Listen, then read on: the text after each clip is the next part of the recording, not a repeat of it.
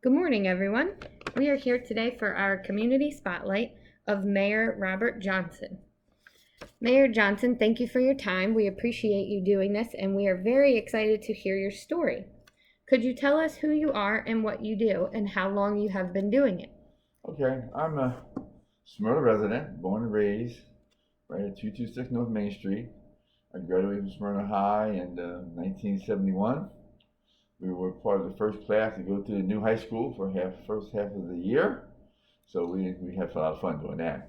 Um, so, I'm a civic-minded person. I believe in treating everybody fairly, equally, and I let everybody determine who they are by how they interact with me. So I don't pass judgment on anybody. People can be wherever they want to be and whoever they want to be. I'm that kind of a person. I grew up here in Smyrna. We had a lot of activities we did growing up here. We had a little bowling alley on 13. We all swam together. We played baseball together. We shot pool. We did a lot of activities together as far as growing up, the movie theater. There was some racism. Like the wagon wheel was a pretty racist place to me. It was a place where I refused to eat because they wanted you to go in the back door to get something, and I refused to eat in there. Um, and there were a few other little places, but not that much. We were kind of town where we might fight among each other, but we didn't let anybody else come in and fight. So we were very protective of one another. I had some really good friends back then. I was a good friend with the Wickses, Keith and Kevin Wicks, um, and Dickie Jones and Rick Horsey, who had the RV place, and a couple of the Roscoe Wilsons. We all just played basketball together all the time, and we all had a bond. So we had a good camaraderie of people, of all the races. And like I said, there were some issues, but not a whole lot. During my tenure, or my time in high school, a lot of people look at me because I was a jock. I played basketball for 4 years. I was a 4-year starter. I made all conference 4 years in a row. First team all conference 4 years. I made second team all state my senior year. At one time I would say I was the first person to break a score 1,000 points in basketball. Oh my goodness. In high school, I ended with 12:53. Wow. I ran track. I was undefeated for 2 years in track, so I was a state champion for 2 years. I never lost a race in 2 years. My junior, senior year, I never lost a race. Wow. But other than that, in high school, I was president of the French club. I was in the Spanish club. I was in the African American club. I was president of the Lebanese club. I was on the principal advisory board, and I went to Boys State.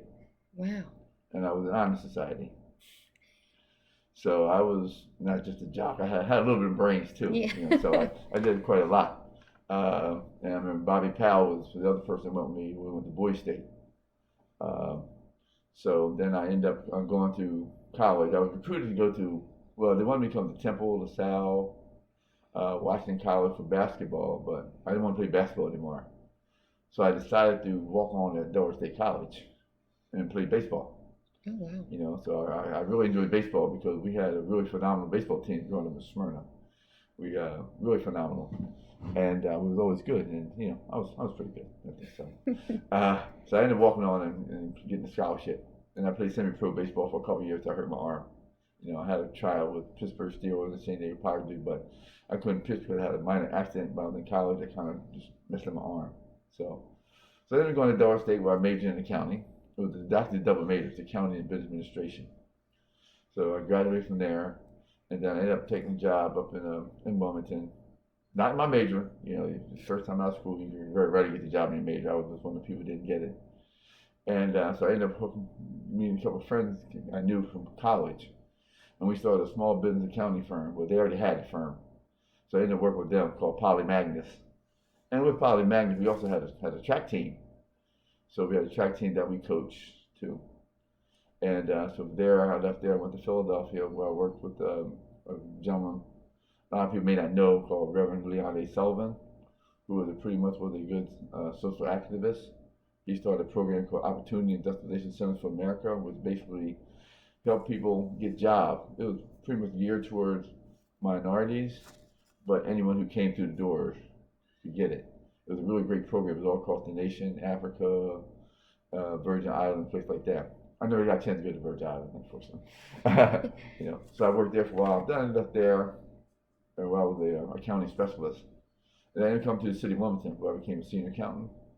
And eventually I became a county manager in 1987, 93, something like that. I became a county manager. So I was responsible for the finance department, audits, writing policies, procedures, and different things like that for the city of Wilmington. And I still got involved with coaching and coaching baseball in the Wilmington Optimist League. I coached, I umpired, and which was a lot of fun at the time, and then from there, I eventually retired from the city of Wilmington, and I took a job with the state of Delaware, where I became state accountant 5, which was my responsibility here, which I'm still a state accountant 5 with the state of Delaware. Which I was responsible for preparing finance reports for the Delaware Economic Finance Advisory Committee called DFACT. Work on the audit. I do what they call Generally Accepted Accounting Principle Training, which is training you do. All the organizations and states have to go through this gap training to explain accounting policy and procedures and changes and stuff like that. So, and then one day I happened to be sitting home and I think about in 2006, I got a call about serving on the Smyrna Finance Committee. So that's when Dave Hugg was the town manager. So eventually I said, okay, here I go. So, and I did that, and I get on the audit committee too. So now I really got involved in that. My mother was in politics. We're Republicans, and so I got involved with that. So I stayed on audit committees and things like that. And then one day, I think in 2012, Dave Hugg came to me, and we had a finance meeting, and he looked at me and said, "You need to run for council." So I did. So I decided I run, and I won. It was surprising. First time I won. I beat an incumbent, which was pretty exciting. Then from there, I served on the finance committee. I served on the utility committee. During that time, I served on pension. We had a pension review committee. I served on that, and then I decided one day, that was 2019. They wanted me to run for mayor, but I decided I didn't want to run at the time because I had some other things I thought was a little more important I needed to address. I like being on the council. So then I decided to run for mayor, and I won in 2019. So I was pretty good. I was since I've been mayor, we made quite a few accomplishments. We have, of course, the Main Street project. Everybody looked at that one like that's a disaster. But, it happened. It started, before I became mayor. But eventually got it done because when you're doing stuff underground, you never know what's under there. There's a lot of stuff and people do things in the past that, it's not right. And then you find it until you got to correct it, you got to fix it, and that costs money. And so eventually we got that done. Then we had the Locust Street, a situation on Locust Street where the sewer line broke. It comes from the prison into the town's line into the county line, and it broke at that section. So, and it created like a little sinkhole kind of underneath. You didn't see it until finally the little thing popped up. So we had that situation, and then of course we dealt with the hurricanes and the tornadoes and really did a lot for citizens. We had food drives since I've been mayor. My vice mayor, Valerie White, was doing a tremendous job in that aspect, and chat with the guy. And all the councilmen that I work with now, they're all tremendous people. We all have an understanding that we agree to disagree, but we always work together. And that's the important thing, is to have transparency in what you're doing and allow your council people and everyone to be themselves. We have a new town manager, Andrew Hayes, who's doing a tremendous job. We have a new financial officer, Cassandra Young. We're looking at revitalizing our accounting policy and procedures. That's being done now. there have been changes in management, especially in the public works department, who do a really great job. You know, our public works, them guys are just phenomenal. You know, something goes wrong, they're always on the spot. You know, they're always right there. You know, Bill Evans and Jason McNatt, you know, them guys are just like always on point. You know, and there's a lot of other guys down there. You know, I can't go through everybody. Yeah. but they do a tremendous job. You know, we have a new HR manager, which we've been trying to get one for years. You know, and you know, she's just doing a really good job.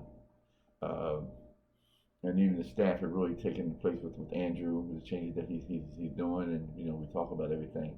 You know, so we have a lot more transparency. You know, and other things that I'm involved with, I'm on the Smyrna School Board Finance Advisory Committee. I'm on Kent County Levy Court Community Development Block Grant Committee. I served on the DFAC, this is a long name, DFAC Committee for Budget Reserve. This is a long name. I served on the committee. I was appointed by John Carney to that committee. I was appointed by Brooks Banner to Levy Court. I was appointed by Debbie Wicks to serve on the school board and the school committee. I was audit chairman for the city of Wilmington. I was appointed by the mayor of Wilmington, Mike Pazicki. So I served on a lot of different things. I get calls from like Newcastle County from time to time.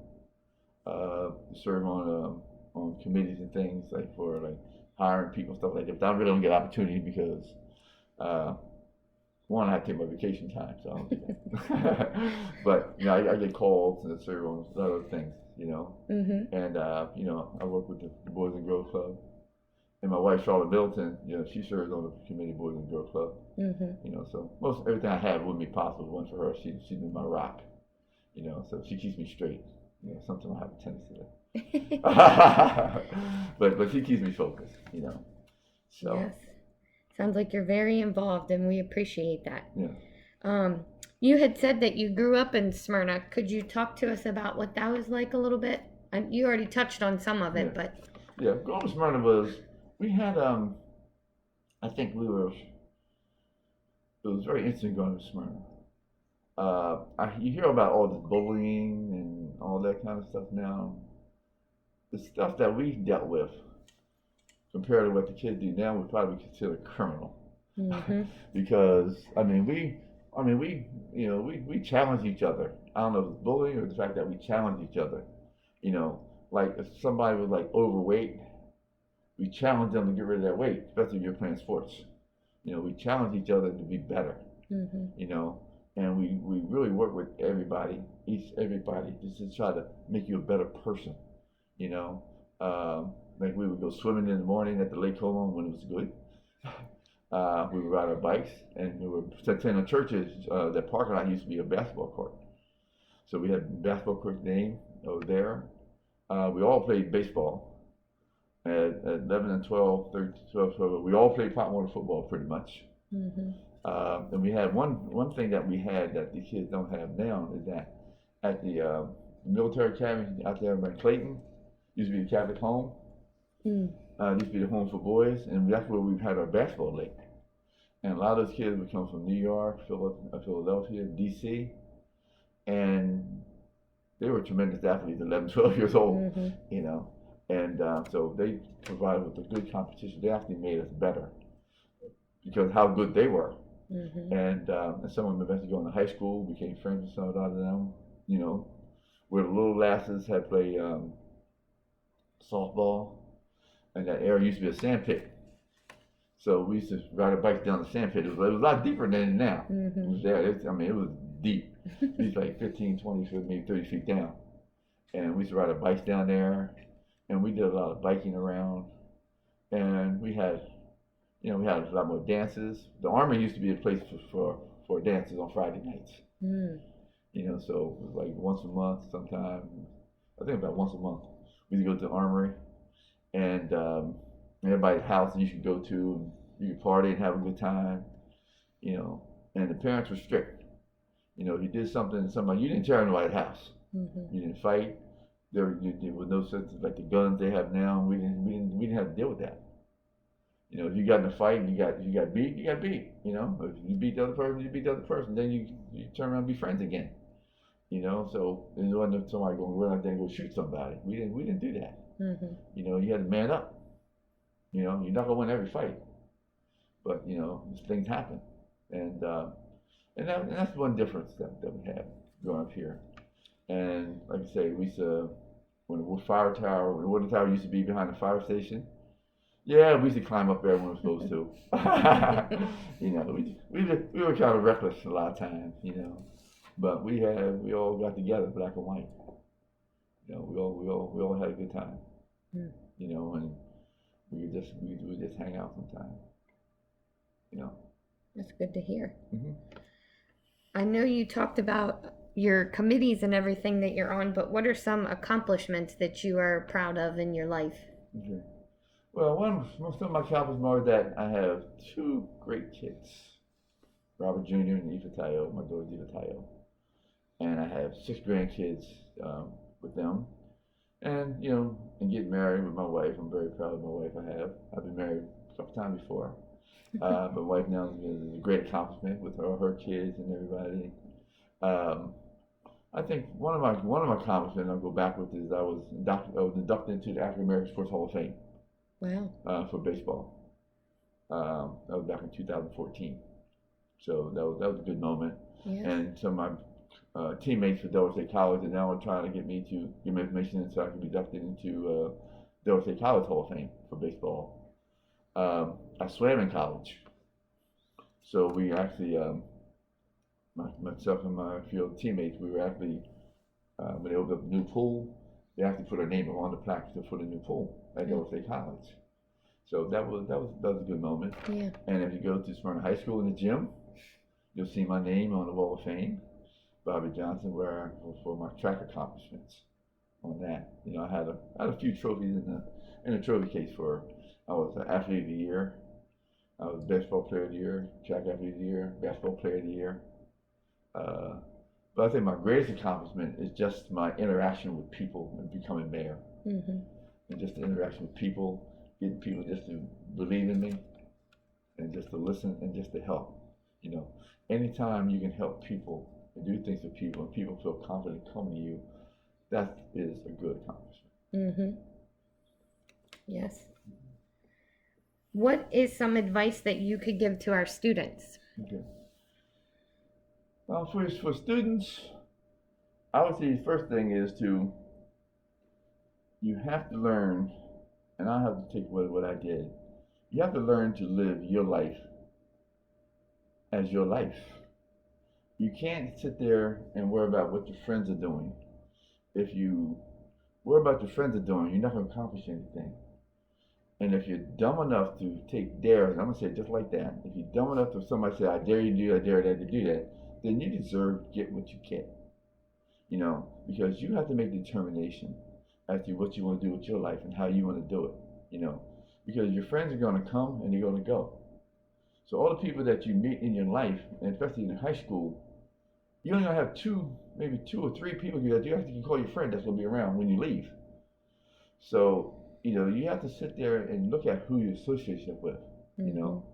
And then when you dream, and I have a saying, my saying is, I think of the impossible, I calculate the probability, and then I make it possible. I mean, that's what I do. I think nobody can deny me of anything unless I allow them to deny me. You know, you are your worst enemy, but not reaching out for the stars, not reaching out for what you really can do, you know, and believe. And you have to respect your parents. You know, first of all, you gotta respect mom first. You gotta always respect mom. Mom is mom. Mm-hmm. You gotta respect mom, and you gotta respect dad. You know, dad's dad. You only get two parents. You get step parents, but you only have two natural parents, and you do the best you can, and understand that that's your rock. That's who you are. And kids, they really need to work on that. You know, and you know, I listen to a lot of this, you know, some of the rap music and stuff. When they want to call, on use all the derogatory names for women. You know, the H and the B and the MF, those type of things. But if you're calling somebody else that, you need to realize that somebody else is now calling your mother, your aunt, your sister, your grandfather the same thing. So if you're doing it to somebody else, somebody's doing that to you. So you need to be cognizant of your words, because you're not the only one, and you need to realize that, because women are the rock of our society. What does Black History Month mean to you? Black History Month has two meanings to me. One, I don't like the restriction of just having Black History Month. Mm-hmm. I think it should be a part of the culture. It should be part of the education for schools, period. Just to carve out Black History Month is great, but it doesn't do the justice. Black Americans have done a lot of stuff for this country. Yes. There's been a lot of suffering, a lot of suffrage on, with Black Americans. We have Black Lives Matters, right now.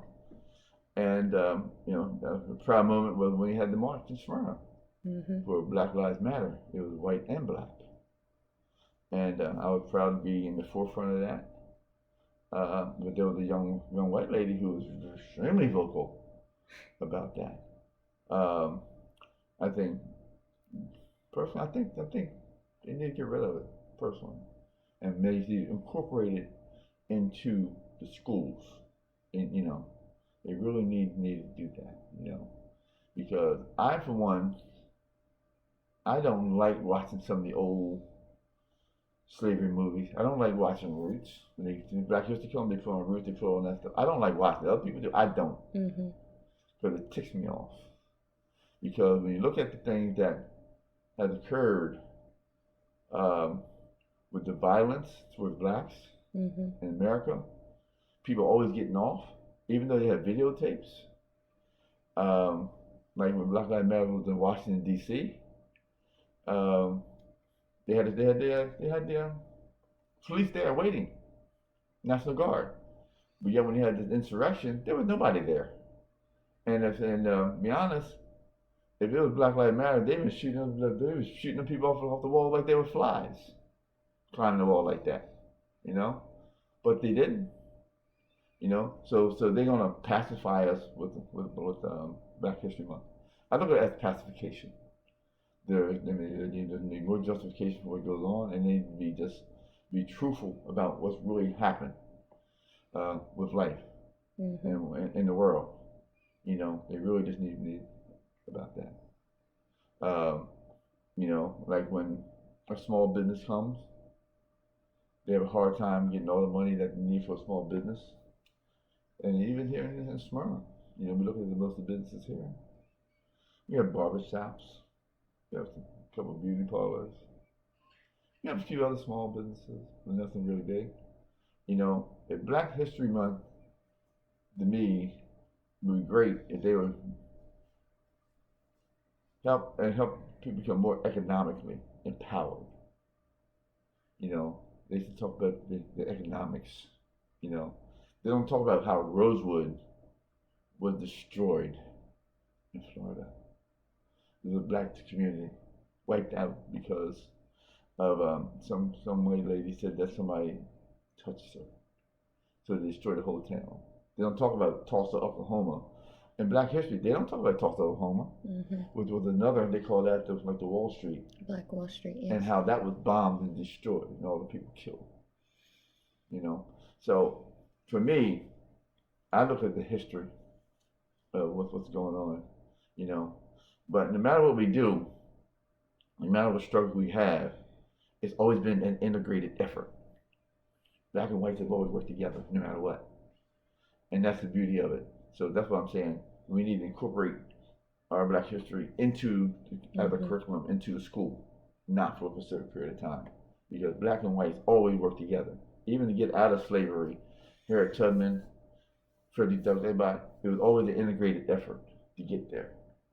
And why not just take that same thought of integration to free the slaves and incorporate that into the curriculum, and put that into college, and not keep it separate. That's how I feel about it. Well, do you have any closing thoughts or comments you'd like to give? My closing comment is that I feel very privileged and honored to be able to say what I had to say, because I know I'm pretty open and I'm not afraid to say what I have to say. I was like Smyrna is my home. I'm very proud of my home. I'm proud of everybody's here. We are Smyrna strong. You know, Mm-hmm. and everybody has really started working really well together here in Smyrna. We take care of one another, and I just think as long as we keep doing this, what we're doing now, Mm-hmm. and that's a phenomenal thing. I think where Smyrna is a unique place. Yes. We are Smyrna. We are blessed, Mm-hmm. and I always say that. Okay. Well, thank you very much for your time. We really Thank you. appreciate you. You are certainly a local hero of ours, and we thank you for all of your time and your commitment and effort to our town and our community.